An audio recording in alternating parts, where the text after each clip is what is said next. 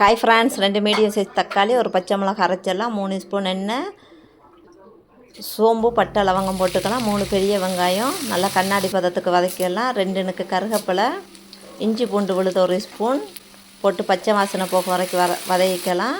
1/4 spoon மஞ்சள் பொடி, தனி மிளகாய் பொடி 1 ஸ்பூன், தனியாத்தூள் 1 ஸ்பூன், ஜீரக பொடி 1/2 ஸ்பூன், கரம் மசாலா 1/2 ஸ்பூன், மிளகு பொடி 1/4 ஸ்பூன் போட்டு பச்சை வாசனை போக வரைக்கும் வதக்கிடலாம். உப்பு போட்டுக்கலாம். இப்போ அரைச்ச தக்காளி விழுதை ஊற்றிடலாம்.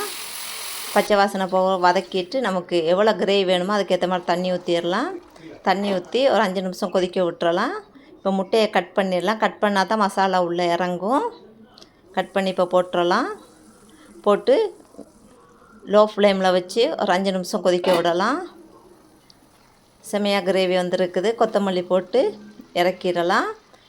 ட்ரை பண்ணி பாருங்கள். இந்த வீடியோ பிடிச்சிருந்தால் லைக் பண்ணுங்கள், ஷேர் பண்ணுங்கள், சப்ஸ்கிரைப் பண்ணுங்கள்.